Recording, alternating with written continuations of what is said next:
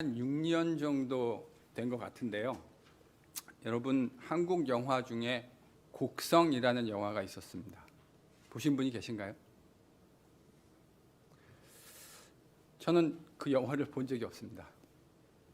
근데 제가 그 영화를 되게 친숙하게 생각해요. 왜냐하면 두 가지 이유인데요. 첫 번째는 제가 좋아하는 배우가 거기 나옵니다. 황정민이라고 하는 배우인데 제가 참 좋아하는 배우입니다. 그분 때문에 이제 이 영화가 저한테 되게 익숙하게 느껴져요. 실제로 보지도 않았는데. 또 한 가지 제가 이것을 익숙하게 생각하는 이유가 뭘까 생각해 봤는데 그 영화에 나오는 매우 유명한 한 대사 때문입니다. 혹시 아십니까? 모르시나요? 무엇이 중헌디. 무엇이 중헌디. 저는 이 영화를 정말 한 클립도 보지 못했어요. 그러니까 흔하다는 그 유튜브에서 뭐 10분짜리 이렇게 정리하는 것도 보지 못했어요. 정말 이 영화가 뭔지 하나도 몰라요. 그런데 이 대사가 너무 유명해서 광고 카피 또 개그맨들 이런 사람들도 이 대사를 되게 많이 하더라고요. 나중에 알게 됐어요. 그게 이 곡성이라는 영화에서 나오는 매우 중요한 대사래요. 무엇이 중헌디. 비록 문맥은 모르지만 아마 이런 말 아니겠습니까?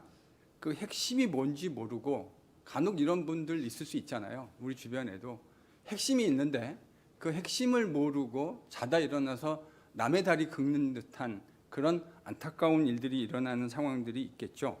바로 그런 상황을 꼬집는 말이 바로 이걸 것 같아요.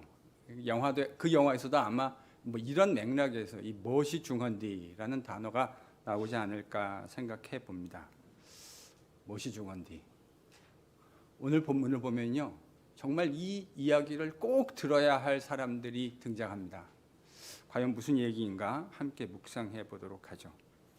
제가 지난 시간에 사무엘상 처음 같이 여러분과 묵상하면서 제사장 엘리, 그러니까 사사들이 다스리고 있었던 시기가 영적인 암흑과 같은 시기였다 이렇게 말씀드렸습니다.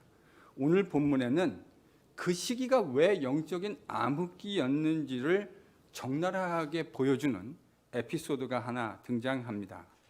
그 영적 어두움이 엘리의 두 아들인 홈리와 비나스라고 하는 제사장을 통해서 선명하게 부각되고 있어요.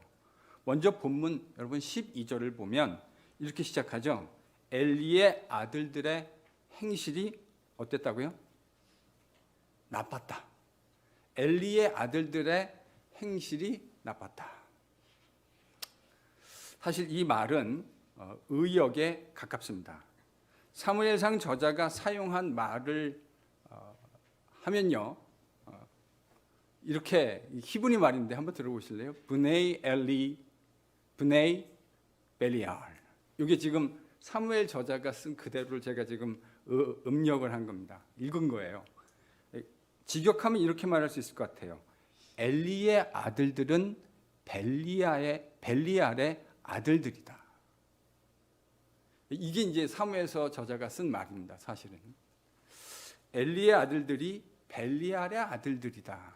그러니까 여러분, 벨리알의 아들들이다라는 걸 행실이 나빴다라는 말로 지금 개역 개정이 번역한 거죠. 근데 원어는 엘리의 아들들은 벨리알의 아들들이다. 이게 이제 원어예요. 이게 직역입니다. 자, 그럼 벨리알의 아들들이 뭘 말하는가를 좀 생각해 볼 필요가 있을 것 같아요. 벨리알의 아들들이다. 여러분, 이 벨리알의 아들들, 벨리알이라고 하는 표현이 구약 성경에 아주 종종 심심치 않게 등장합니다. 이제 먼저 생각해 볼게요. 사무엘 사사기 19장에 보면 레위인이 있는데요. 이 레위인에게 첩이 있습니다. 기가 막힌 이야기죠. 레위인인데 첩이 있대요. 근데 그 첩이 당시 이스라엘 백성들에게 무자비하게 성폭행 당합니다. 이게 사사기 19장에 등장하는 내용이에요. 그래서 사사기 19장이 바로 그와 같은 무법한 자들을 칭하면서 뭐라고 얘기하냐면 벨리알, 저들은 벨리알의 아들들이다. 이렇게 이야기한 것이죠. 또 저희들이 생각해 볼 건 신명기 13장 13절이에요. 여기에 어떤 사람이 등장하냐면요. 하나님 백성인데 동료 하나님 백성들에게 다가가서 하나님이 아닌 이방 신들을 섬기자라고 유혹하는 사람이 등장합니다. 근데 신명기 13장은 바로 이 사람을 뭐라고 부르냐면 벨리알의 아들들이다. 여러분 생각해 보십시오. 하나님 백성인데 우리 같이 섬기는 하나님 백성을 찾아가서 우리 이제 하나님 섬기지 말고 이방 신을 섬기자 이렇게 말하는 사람, 얼마나 패역한 인간입니까? 그 인간을 성경은 신명기는 벨리알의 아들들이다 이렇게 표현해주고 있어요. 사실 되게 많아요. 이 벨리알의 아들들이라는 표현이 나오는 구약 성경이 되게 많은데 하나만 더 얘기하면요. 저희들이 지금 사무엘상을 읽고 있는데 나중에 사무엘상 25장에 가면 나발이라고 하는 사람이 등장합니다. 나발이 누구죠? 어리석은 사람. 그 말의 의미가 그런 거예요. 근데 이 나발이 어떤 사람이냐면 다윗이 사울 왕에게 쫓겨다닐 때 그 광야에서 자신의 군대로 이 나발의 목축하는 사람들을 보호하고 그들의 양떼를 지켜줬어요. 근데 다윗이 좀 어려우니까 나발에게 좀 도움을 구합니다. 근데 이 어리석은 나발이 그 다윗에게 은혜 받았던 걸 까맣게 잊어버리고 그건 아무것도 아닌 것처럼 생각하고 다윗을 완전히 무시하는 그 나발을 성경은 벨리알의 아들이다 이렇게 표현해 놓았습니다. 자, 그러니까요 정리하면 이런 말일 거예요. 벨리알의 아들들이다라는 이 말은 원래는 하나님 백성인데 하나님 백성임에도 불구하고 하나님의 율법을 무시하고 자기 하고 싶은 대로 자신의 정욕과 소욕에 하고 싶은 대로 행하는 바로 그 사람을 표현할 때 벨리알의 아들들이다. 성경은 이렇게 이야기합니다. 제가 벨리알의 아들들 이 말을 우리나라 말로 번역하면 뭐가 좋을까? 어떤 단어가 가장 좋을까? 생각해 봤는데요. 저는 이 단어가 딱 떠오르더라고요. 불안당. 이 벨리알의 아들들이란 하나님 백성인데 하나님 백성으로서의 정체성을 망각해버리고 마치 불안당처럼 자신이 원하는 대로 소욕에 오른 대로 소견에 오른 대로 행하는 사람들을 벨리알의 아들들이다라고 이야기하고 있다는 겁니다. 12절에 엘리의 두 아들들을 성경은 이런 불안당으로 묘사하고 있습니다. 이야기하고 있는 것이죠. 연이어 등장하는 13절에서 16절은 그들이 왜 이런 벨리알의 아들들인가에 대한 그 이유를 설명해 줘요. 그냥 벨리알의 아들들이다라고 끝나는 게 아니고 그들이 왜 벨리알의 아들들인가 하는 이야기를 우리에게 상세하게 설명해 주는데 일단 13절, 14절을 함께 읽겠습니다. 여러분 13절, 14절입니다. 같이 읽죠. 시작. 그 제사장들이 백성에게 행하는 관습은 이러하니 곧 어떠한 사람이 제사를 드리고 그 고기를 삶을 때에 제사장의 사환이 손에 3살 갈고리를 가지고 와서 그것으로 냄비에나 솥에나 큰 솥에나 가마에 찔러 넣어 갈고리에 걸려 나온 것은 제사장이 자기 것으로 가지되 실로에서 그곳에 온 모든 이스라엘 사람에게 이같이 할 뿐 아니라. 여러분 지금 13절 14절을 보면 이 엘리 제사장의 아들들인 홈리와 비느하스가 왜 벨리알의 아들들인가에 대한 첫 번째 에피소드를 이야기해 줍니다. 원래 여러분 이 말을 이해하려면 레위기에 기록되어 있는 유대인들의 제사에 대해서 여러분들 조금은 아실 필요가 있어요. 유대인들이 제사를 드렸죠. 제사는 사실은 하나님을 예배하는 행위였는데 이 레위기 법에 따르면 구약 성경에 여러 가지 제사들이 나옵니다. 속죄제, 속건제. 그러니까 이제 제사 드리는 이건 목적에 따라 이유에 따라 분류한 거예요. 근데 이 속죄제, 속건제를 드릴 때는 기름과 내장을 여호와 앞에 불로 태워서 드려야 했습니다. 이게 이제 첫 번째 드리는 거예요. 그리고 나서 속죄제, 속건제의 경우 나머지 것들, 그러니까 불로 태워드리고 나서 나머지 것은 삶아서 그러니까 스팀을 한 거죠. 말하자면 한국식으로 하면 약간 수육 비슷하게 된 건데 그거는 제사장에게 다 공급해 주었습니다. 왜냐하면 제사장은 땅을 분깃으로 받지 않았잖아요. 그래서 하나님께 드리는 제사의 제물을 그들의 식량으로 삼을 수 있도록 하나님이 배려하신 것이죠. 그래서 속죄제, 속건제인 경우에는 그 모든 제물이 제사장에게 주어지도록 하나님이 그렇게 배려하셨습니다. 그러나 속죄제, 속건제만 있는 게 아니고 화목제라는 것도 있었어요. 이 화목제라는 건 똑같은 방식으로 내장과 기름은 하나님께 태워드리고 양이나 소나 염소의 오른쪽 뒷다리 그리고 그 제물의 가슴 부위 이건 제사장의 몫이 됩니다.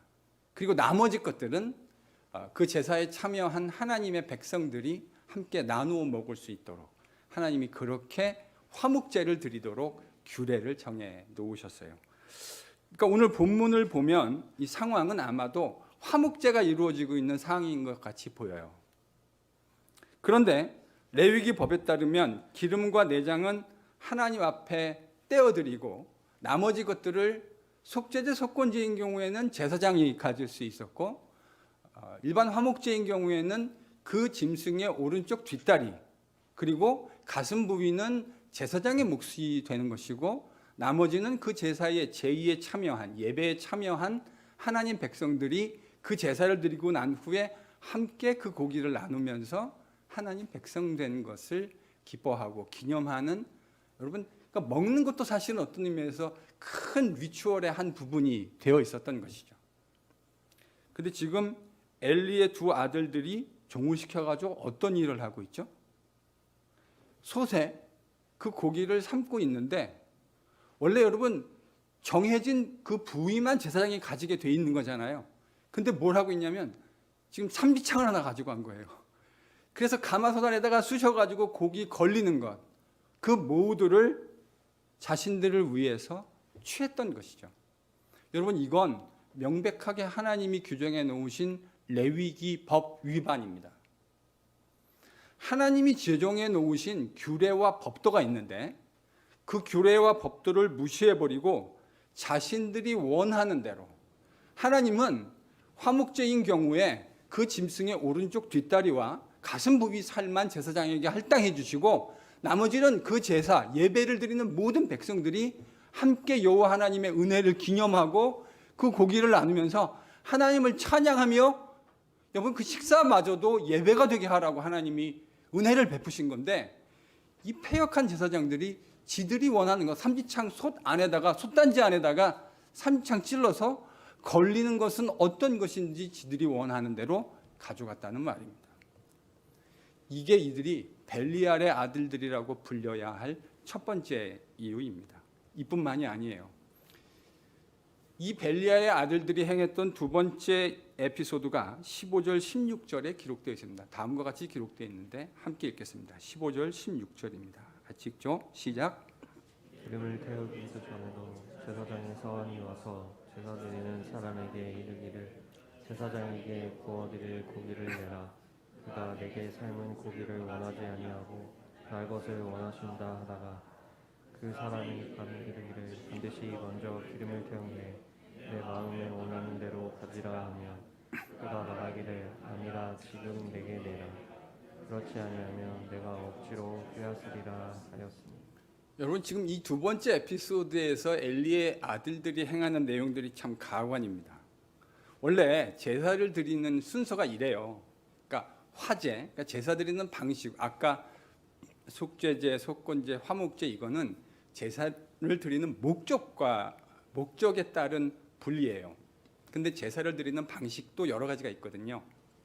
곡식으로 드리는 제사가 있고 또 하나님 앞에 짐승을 불로 태우는 제사. 이걸 이제 화제라고 하는데요. 방식으로. 지금 이제 그 화제가 드려지는 경우에 짐승을 잡은 다음에 가장 먼저 제사장이 해야 되는 게 뭐냐면 기름과 내장을 불로 태워서 하나님께 올려드리는 겁니다. 이게 하나님이 제정해 놓으신 제사의 가장 중요한 첫 번째 원칙이에요. 뭐하고 뭐를 따로 구분해야 된다고요? 기름과 내장을. 근데 그리고 나서 나머지 것들은 솥에 삶아서 그를 제사장에게 혹은 일반 백성에게 분배하도록 되어 있는 거 아닙니까? 그런데 지금 엘리의 아들들이 기름을 태워서 하나님께 예배를 제사를 드리기도 전에 고기를 내어놓으라고 협박하고 있는 겁니다. 아니 여러분 지금 뭐 하고 있다고요? 제사를 드려야 되잖아요. 백성들이 짐승을 가져온 이유는 하나님께 제사 드리고 예배 드리겠다는 거라고요.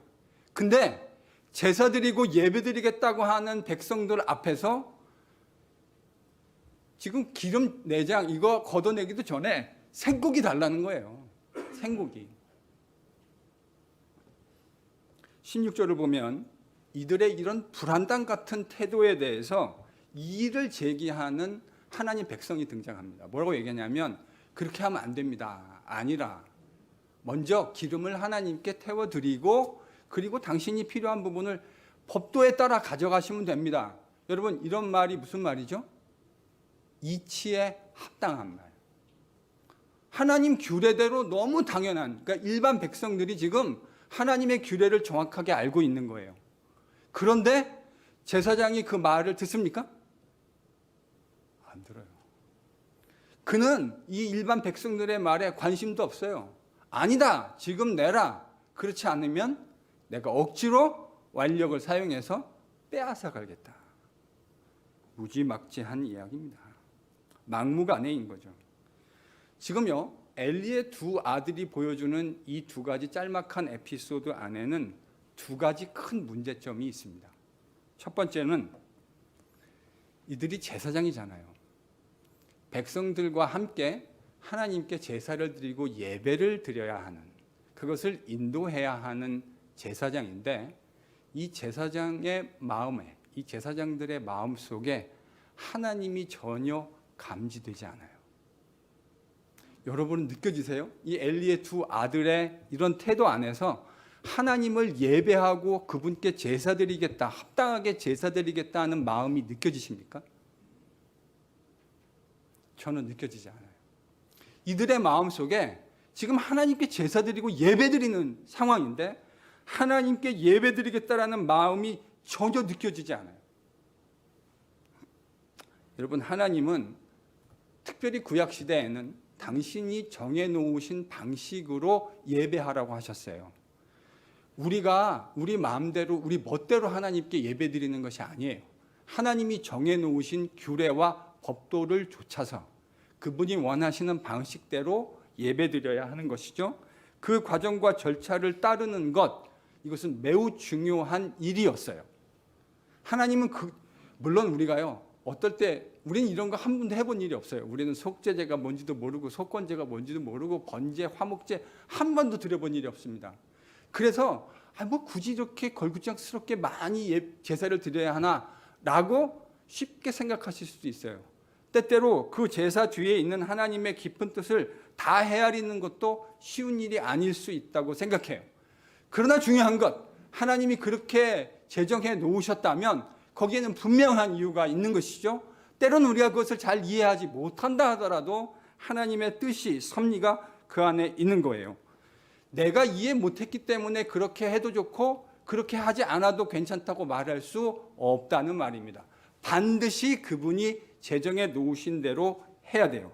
하나님께 제사를 드리고 예배하겠다는 형식은 이 지금 엘리의 두 아들들의 모습 속에 그 형식은 남아 있는데 그 형식이 담고 있어야 할 하나님에 대한 예배는 온데간데 찾을 수 없어요.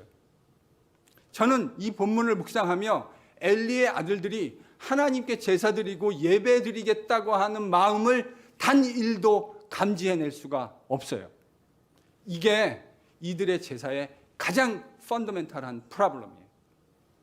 제사의 형식은 있는데 그 제사에 하나님을 향한 그 예배가 핵심인데 하나님이 없어요. 제사가 있고 예배가 있는데 하나님이 없어요. 이게 지금 엘리의 두 아들들이 보여주는 첫 번째 가장 중요한 펀더멘탈한 프로블럼입니다. 두 번째 생각할 건요.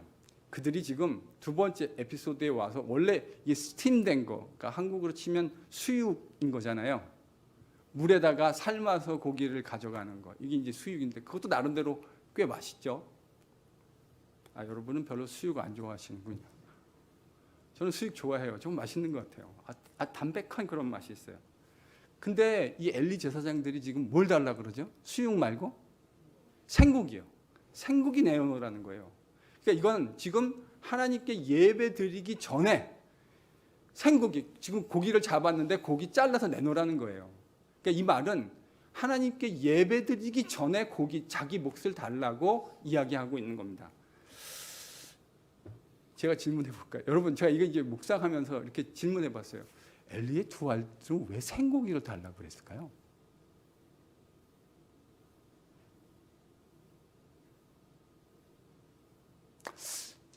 재미난 대답들이 많이 있을 수 있을 것 같은데요. 왜 생고기 달라고 그랬을까요? 예, 집사님 저랑 같은 생각인 것 같은데요. 여러분, 수육만 먹으면 질리잖아요. 그러니까 생고기를 갖고 오면 그 생고기를 가지고 수육을 할 수도 있고 바베큐를 할 수도 있고 그렇잖아요.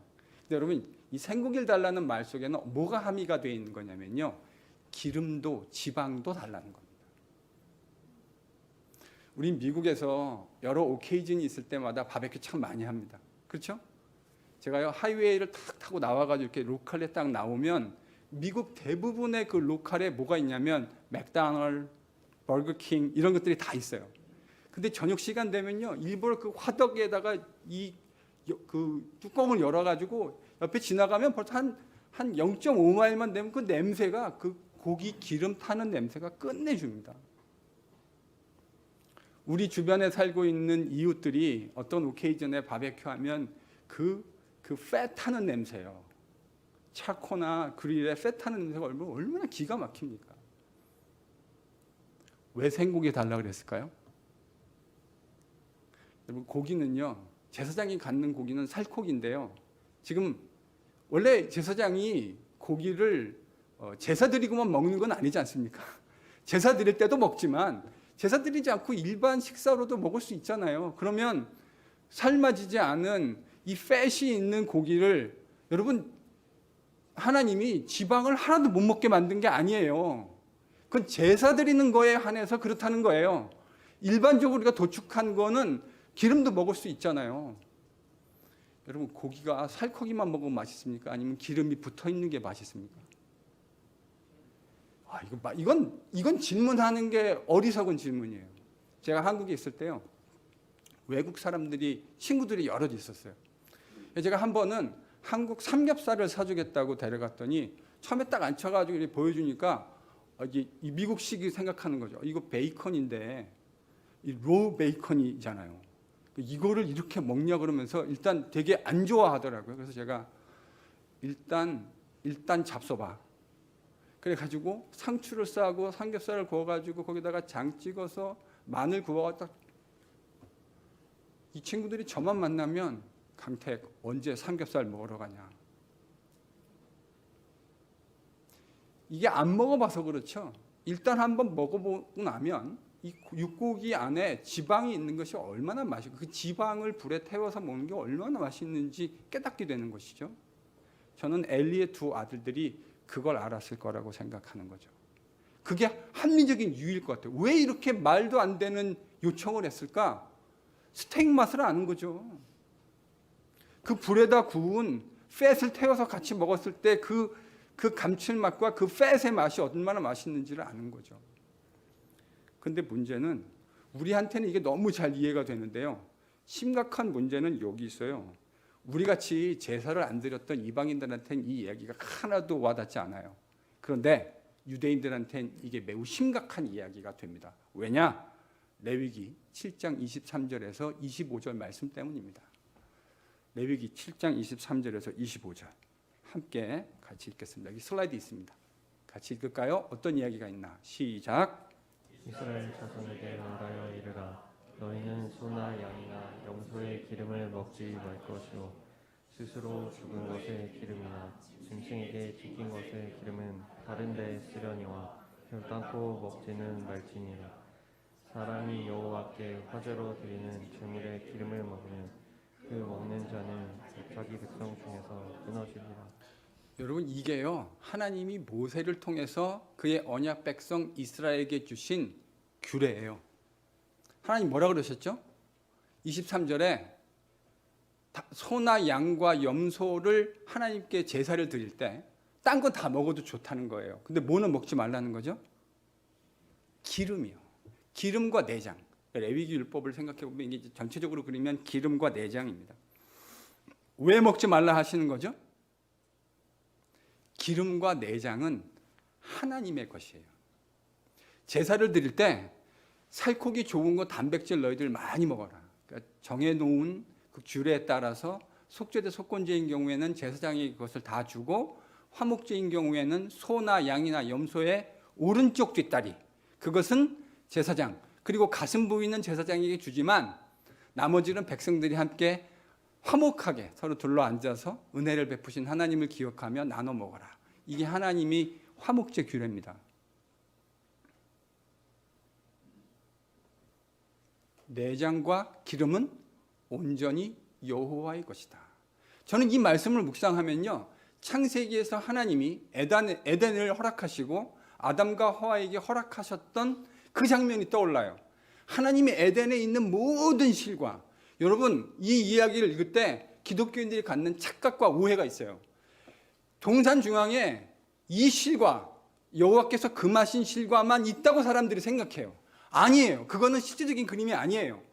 동산 모든 곳에 각처에 하나님이 허락하신 수많은 실과들, 얼마든지 따서 마음껏 먹어도 좋은 수많은 것들이 있고, 단 한 가지 여호와께서 금하신 선과 악을 알게 하는 나무의 실과, 그것만 먹지 말아라. 저는요, 그게 뭔가 특별한 의미가 있는지 그건 잘 모르겠어요. 한 번도 본 일도 없고 나중에는 이제 보게 될 일이 있겠죠. 근데 하나님이 왜 그것을 먹지 말라고 하셨을까? 그건요, 내가 너와 함께 잘 살기 위해서 너와 내가 다르다고 하는 사실, 나는 너의 창조주고 너는 나의 피조물이라고 하는 사실을, 그 말씀에 순종하는 행위를 통해서 하나님이 우리의 창조주라는 사실을 기억하고 그분만 경배하고 예배하라고 하는 하나님의 선하시고 아름다운 뜻이에요. 수도 없이 먹을 것이 천지백가리로 깔려 있는 거예요. 그런데 딱 그것만 다 먹어도 되는데 이거 하나만 먹지 마라. 지금도 똑같은 거 아닙니까? 니네 그 고기 다 먹어. 살코기 프로틴 있는 거 다 먹고 건강해라. 그런데 팻은, 지방은 나에게 온전히 화제로 태워서 하나님께 올려보내라. 다 먹어도 좋다. 근데 그거 먹지 마. 저는 이게 팻에 무슨 특별한 어떤 이유가 있었기 때문일 거라고 생각하지 않아요. 하나님이 이렇게 하시는 이유는 이것이 나와 너의 경계가 된다고 하는 사실, 창조주와 피조물의 경계가 된다는 사실을 이렇게 깨달으라고 말씀해 주신 거라고 생각해요. 그리고 하나님이 그 사실의 엄중함을 뭐라고 25절에 말씀하셨죠? 이 기름을 먹는 자는 어떻게 된다고요? 내 백성 중에서 끊어지리라. 이 말은 이런 말이에요. 내 말을 듣지 않는 하나님 백성, 내 백성은 존재하지 않는다. 네가 내 말을 듣지 않고 이 예배와 제사 규례를 지키지 않는다면 너는 무슨 말이죠? 내 백성? 아니다. 너는 더 이상 내 백성 아니다. 내 말을 듣지 않고 내가 원하는 대로 예배하지 않는 네가 어떻게 내 백성일 수 있겠느냐. 결단코 기름을 제사 드릴 때 취하는 자는, 화제를 하나님께 드릴 때 기름을 취하는 자는 내 백성일 수 없다. 하나님 지금 이렇게 말씀하신 거. 무시무시한 이야기죠. 하나님 말씀은 지엄합니다. 왜냐하면 이분이 하시는 말씀은 조크가 아니기 때문이에요. 이대로 행하는 자는 하나님 백성이 될 수 없다고 지엄하게 말씀해 주셨어요. 왜 엘리의 두 아들들이 벨리알의 아들들입니까? 하나님이 제정해 놓으신 이 규례를 이렇게 명시적으로 기록되어 있는 이 말씀을 엘리의 두 아들들이 너무 잘 알고 있었을 거라고요. 여러분, 제사장은 제사만 드리는 역할을 담당하는 게 아니에요. 이렇게 백성들을 모아놓고 그 율법에 무엇이 기록되어 있는지를 백성들에게 가르치는 것이 제사장의 또한 중요한 역할이었다고요. 그걸 가르치는 선생된 자가 그걸 모른다. 그럴 리가 있겠습니까? 그런데도 알고 있는데도 명백하게 aware하고 있음에도 불구하고 그들은 이런 악행을 서슴없이 행했던 겁니다. 하나님의 법을 무시하는 위법한 행동이라는 걸 그들이 이렇게 알고 있었음에도 불구하고 그들은 막무가내였던 거예요. 바로 이것이 그들이 벨리알의 아들들이라고 불려야 하는 이유인 거죠. 여러분 17절은 그들의 이 같은 행동을 다음과 같이 평가하고 있습니다. 17절 같이 읽죠. 시작. 이 소년들의 죄가 여호와 앞에 심히 크면 그들이 여호와의 제사를 멸시하였다. 이들이 이와 같은 행동을 하는 이유를 뭐라고 사무엘상 저자가 기록했습니까? 여호와의 제사를 멸시하는 것이었다. 여러분 이 말은 하나님을 가볍게 여기고 멸시하는 것이었다는 말과 저는 동의어라고 생각합니다. 그들이 왜 이런 일을 했는 줄 아십니까? 하나님을 가볍게 여기고 하나님의 말씀을 멸시했기 때문입니다. 하나님이 그들의 인생에 별로 중요한 분이 아니었기 때문입니다. 너무나 명백한 것 같아요. 그러니 이와 같은 짓을 자행하는 거죠. 제사장이라는 사람. 심지어는 그 자리에서 그들의 이런 악행을 지적하고 있는 일반 백성이 있음에도 불구하고 완력으로 그들을 제압하려고 하는 이런 패역한 짓을 이들이 행하고 있는 겁니다. 바로 이것이 이 두 아들들이 벨리알의 아들들이라 불려야 하는 이유이고 바로 이것이 이 시기가 영적인 암흑기라고 불려야 할 이유인 것이죠. 하나님 백성이라는 사람들이 그리고 하나님의 백성을 인도해야 하는 제사장이라는 직분을 가지고 있는 사람들이 하나님에 대한 제사, 하나님께 대한 예배보다 자신들이 갖고 싶은 어젠다, 자신들이 붙들려 있는 어젠다가 더 중요했던 겁니다. 그렇지 않습니까? 그렇지 않고 이 상황을 어떻게 설명하실 수 있겠어요? 지금 하나님을 예배하는 자리인데요. 하나님께 제사를 드리는 자리인데요. 하나님은 온데간데 없어요. 그리고 자신들이 붙들려 있는 어젠다가 있어요. 자신들이 이루고 싶은 어젠다가 있다고요. 하나님을 예배하는 자리고 하나님께 제사를 드리는 자리인데 자신들이 이루고 싶은 그 어젠다에 붙들려 있는 것. 여러분 이게 바로 영적인 암흑기가 보여주는 특성입니다. 곡성의 대사를 곱씹어야 하는 것이죠. 무엇이 중요한지, 뭐가 중요한지를 모르고 있는 것이죠. 하나님께 예배드리고 제사드리는 것이 더 중요한 거 아닙니까? 그거 위해서 지금 그 자리에 있는 거 아니에요? 그거 위해서 제사장이 존재하는 것이고 그거를 위해서 지금 백성들도 함께 모여 하나님께 제사드리고 예배드리고 있는 것 아닙니까? 그런데 하나님께 정말 중요한 하나님은 그 제사에서 그 예배에서 없어지셨고요. 자신들의 어젠다만 남아 있습니다. 고기 자신들이 먹고 싶은 부위 차지하려고 하는 욕망. 수육이 아닌 생고기를 지방과 함께 섭취하고 싶은 그들의 사적인 욕망. 여러분 이게 바로 영적인 암흑기가 어떤 건지를 보여주는 실제적인 내용들입니다. 그들이 하나님께 제사 드리는 행위를 외면적 행위를 하지 않았던 게 아니에요. 제사는 버젓이 진행되고 있었고요. 멀쩡하게 제사가 드려지고 있는 예배의 현장이었다고요. 그런데 그 제사와 예배의 현장 속에 하나님은 존재하지 않으세요. 그 예배 속에 핵심이어야 할, 주인공이어야 할 하나님은 계시지 않아요. 그게 그들이 벨리알의 아들들인 이유이고요. 그것이 영적인 암흑기의 특징이에요. 적어도 외형적으로 그들이 제사를 멈췄던 적이 없습니다. 제사를 지속적으로 레위기 율법을 따라 드렸어요. 예배에 참석했다는 것이죠. 그러나 그들이 드리는 제사와 그들이 드리는 예배에 하나님은 계시지 않았습니다. 이게 얼마나 큰 역설입니까? 예배하고 제사 드리기 위해서 모였는데 그 예배를 받으셔야 할 하나님이 그 자리에 계시지 않아요. 제사 드려야 할 제사장과 백성들의 마음속에 하나님이 존재하지 않아요. 여러분 이게 사사시대가 영적인 암흑기라고 하는 가장 중요한 이유입니다. 이게 지금 레위의 엘리의 두 아들들인 제사장들이 처해 있는 이스라엘 백성들의 현실이었어요. 사무엘서 저자가 이런 상황에서 엘리의 두 아들을 12절에서 뭐라고 얘기하는지 아십니까? 여러분 다시 12절로 한번 돌아가 볼까요? 그러니까 사실 이 본문은요 12절 17절이 평가가 앞뒤로 이렇게 있는 구조예요. 이런 엘리의 아들들을 이미 12절에서 뭐라고 얘기했나? 12절 다시 읽겠습니다. 시작.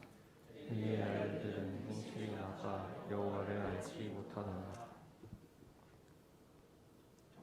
엘리의 아들들이 뭘 알지 못했다고요? 하나님을 알지 못했다. 여러분 이게 사무엘상 저자의 평가입니다. 엘리의 아들들은 제사를 드리고 있었어요. 제사장으로 그 예배를 인도하고 있는 사람이었는데 누구를 알지 못했다고요? 하나님을 알지 못했다.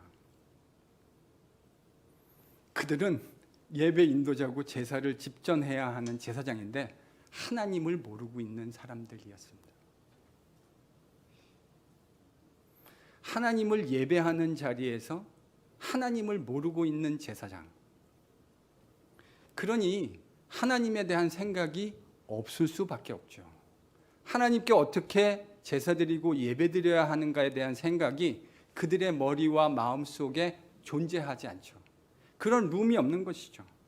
어떻게 하면 내가 원하는 그 고기의 부위들을 내가 원하는 대로, 원하는 방식대로 가져갈 수 있을까에만 정신이 팔려 있는 것이죠. 하나님이 정해놓으신 규례와 규정을 따라 그것에 순종하며 질서 있게 하나님께 제사를 드리고 예배를 드린다고 하는 것이 아니라 그 제사와 예배 자리에서 예배 받으시는 하나님이 아니라 자신들의 어젠다가 훨씬 더 중요했던 사람들. 여러분 이게 바로 벨리알의 아들들의 특징입니다. 그 예배의 자리는요 하나님이 주인공이신 자리예요. 하나님이 주인공이시기 때문에 우리가 그 자리에 참여함으로 은혜를 입고 축복을 같이 누리게 되는 거 아닙니까? 그러니까 예배의 핵심은 항상 하나님이어야 하고 하나님이 중심이 되어야 돼요. 그런데 그 예배의 중심에 하나님은 존재하지 않고 우리들의 어젠다만 남아있는 거죠. 바로 이것이 제사의 자리, 예배의 자리에 앉아 있었던 하나님의 백성의 영적인 자화상이었습니다. 우리에게로 한번 돌아볼까요? 오늘날 우리는 어떻습니까?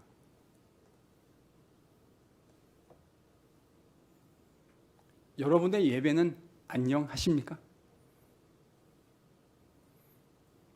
혹시 예배에 와서 내가 해야 할, 오늘 처리해야 할, 내가 비즈니스 처리해야 할, 직장에서 처리해야 할 일들 가지고 생각하며 예배 자리에 앉아 계시지 않으세요? 여러분의 예배에 온전히 하나님만이 중심이 정말 되어 계십니까?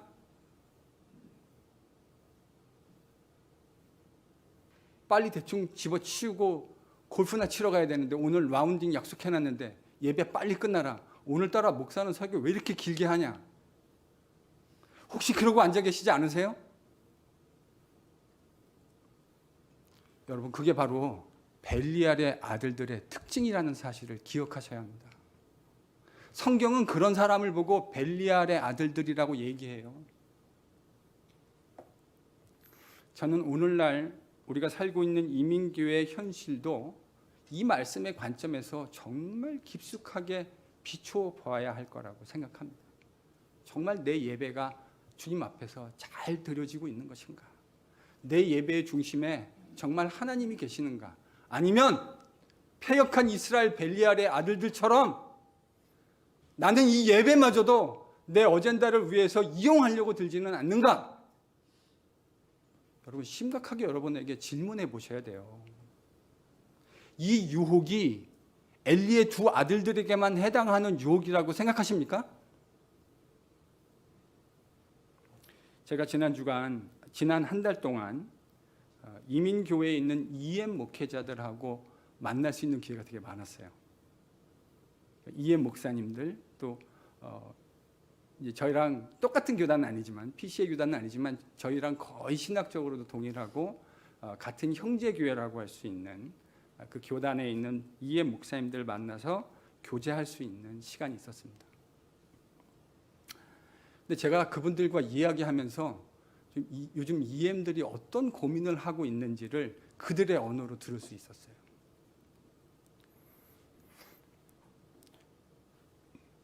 (30년) 전에 EM은 우리의 자녀 세대가 맞았습니다. 진짜 그랬어요. 근데요, 여러분, 지금 EM은 더 이상 자녀 세대라고 부를 수 없어요. 미국의, 저희 교회는 좀 다를 수 있겠지만 미국에 보편적으로 있는 EM 목사들의, 제가 지난주에 만났던 EM 목사들의 나이가요 다 50이 넘었어요. 저보다 나이가 더 많은 50대 후반의 EM 목사님들도 있었어요.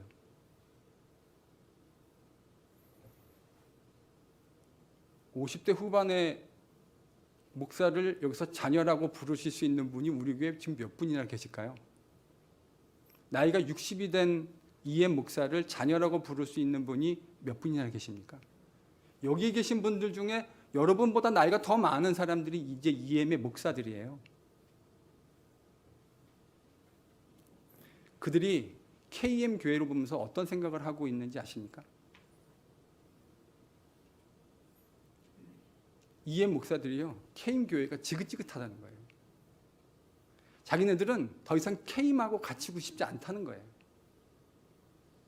그 이유가 정말 교회가 붙들어야 할 본질적인 것들이 있는데 그런 본질적인 것들은 하나도 붙들지 않고 정말 비본질적인 걸 붙들고 다투고 싸우고 나눠지고 피 터져라. 그런 걸 자기들도 여기 어렸을 때 이민 와가지고요, 그 사람들이 미국에서 지금 50년 넘게 살았어요. 40년, 50년 넘게 살았다고요. 그러면서 이민교회에서 KM이 그와 같은 아름답지 못한 일을 행하는 걸 보고 목사로 성장한 거예요. 그래서요, 이제 KM하고 같이 있고 싶지 않다는 거예요. 여러분, 옛날에는 싫으나 좋으나 부모고 부모의 엄브렐라 안에 있어야 되니까 그들이 있으려고 했지만요, 이제 나이가, 제가 갔던 교회 EM도요, 제가 만났던 EM 성도 중에 60이 넘으신 분들이 계시더라고요.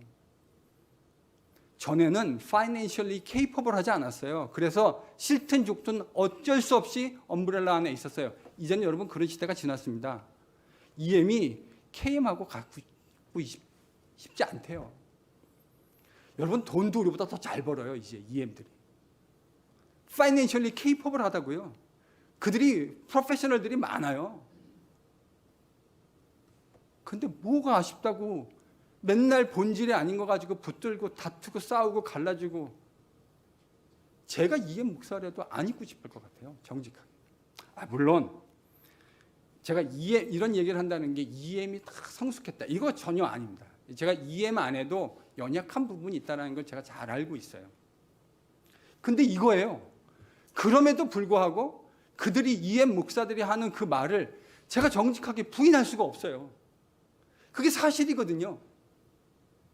그들이 이민교회에서 40년, 50년 동안 봤던 게 거짓이 아니라고요. 제가 그것을 거짓이라고 부인할 수 있었으면 좋겠는데 그게 우리의 현실이라고요. 제가 이민교회 25년 경험했습니다.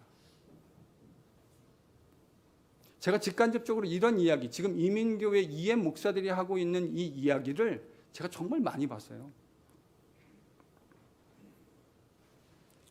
그런데도 KM에 있는 리더십들 가운데는 여전히 EM을 우리의 형제로 파트너로 생각해 주지 않는 그런 분들이 교회 안에 얼마나 많은지 몰라요. 여러분, 시대가 달라졌다니까요. 옛날엔 그렇게 해도 걔네들이 하면 되죠. 그분들이 있었어요. 근데 이제는 안 있는다니까요. EM에요, 이제 평균 나이가, 제가 갔던 교회 EM도요, 평균 나이가 40대가 됐어요. 있겠냐고요. 교회 리더십 말 듣겠냐고요. 그래가지고 리더십은 언해야 되는 것이죠. 포지션에 있다고 나를 리스펙트하라, 이것처럼 불쌍하고 안타까운 일이 없어요. 정말 존중하고 존경을 받을 만한 리더십을 통해서 그걸 보여줘야 되는 것이죠.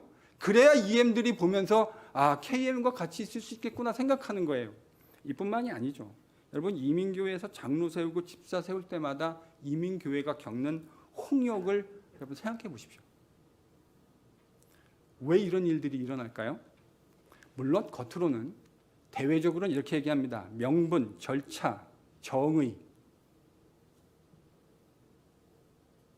정말 그렇습니까? 정말 그래요? 명분, 절차, 정의입니까? 그게? 말을 하지 않지만요. 대화와 행동을 보면 그 사람의 내면 깊은 곳에 뭐가 있는지를 느낄 수 있습니다. 정말 이민교회의 안수집사와 장로들을 세울 때 일어나는 그 홍역이 정의에 관련된 거라고 생각하십니까? 있겠죠. 그런 부분도 있을 거라고 생각합니다. 그러나 제가 경험한 것을 이야기해 보자면요. 그거보다 자신들이 헤게모니 잡고 싶은 것 아닙니까? 자신들이 주도권 잡고 교회의 헤게모니를 잡아서 자신들이 원하는 자아 실현 해보겠다는 거 아니에요? 제가 너무 나이브하게 말하고 있습니까? 그게 아니라면 임직이 안 되면 왜 교회를 떠나시는데요? 어떻게 설명하시겠습니까? 그게 아니라고 정의라면 왜 임직이 안 되면 교회를 떠나시죠? 제가 많이 봤거든요. 목사들이 그거 걱정하거든요. 그래서 그 사람 임직시켜줘야 된다는 거예요. 저는 생각이 달라요. 바로 그렇기 때문에 교회가 벨리알의 아들들이라는 이야기를 듣게 되는 거예요.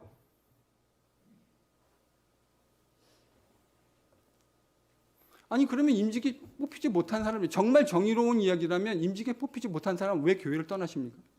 왜 교인들은 그걸 걱정해야 되는 거죠? 여러분 왜 이런 일들이 일어나는지 아십니까? 무엇이 중요한지를 알지 못하기 때문입니다. 진짜 뭐가 중요한지를 알지 못하는 거죠. 물론 제가 그 마음을 이해 못하는 건 아니에요. 저도 사람이기 때문에 제가 예를 들어서 장로 선거에 나갔는데 안 됐다 그러면 여러분 그게 기분 좋을 일은 아니지 않습니까? 기분 안 좋을 거예요. 그렇게 좋지는 않을 거예요. 그러나 저는 적어도 하나님을 아는 사람이라면 그런 일들 때문에 교회를 떠나는 일이 일어나서는 저는 안 된다고 생각해요.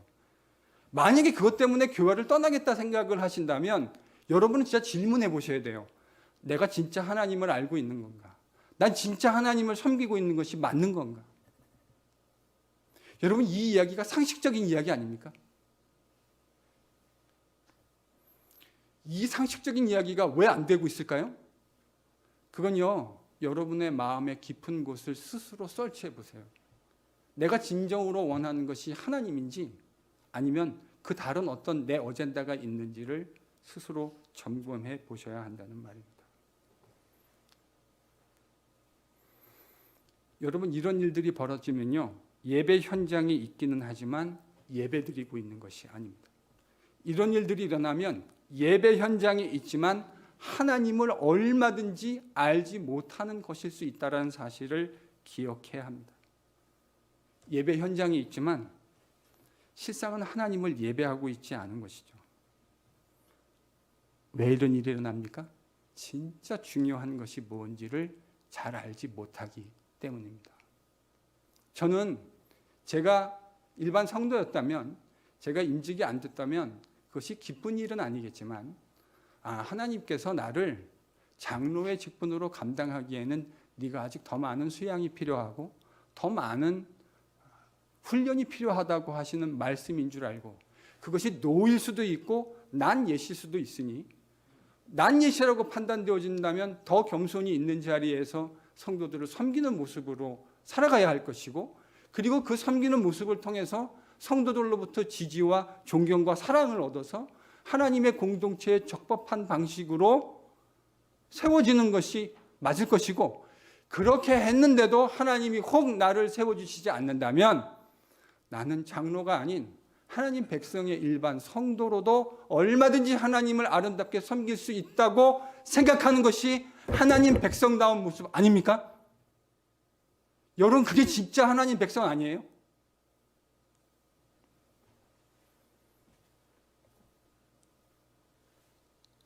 스스로에게 질문해 보십시오. 여러분이 지금 드리고 있는 예배에는 하나님이 계십니까? 하나님이 여러분의 예배의 가장 중심부에 위치해 계십니까? 지금 여러분이 드리는 예배는 하나님이 기뻐 받으실 만한 예배 맞습니까? 그리스도의 보혈의 은혜가 여러분의 심령을 적시고 흐르고 있습니까?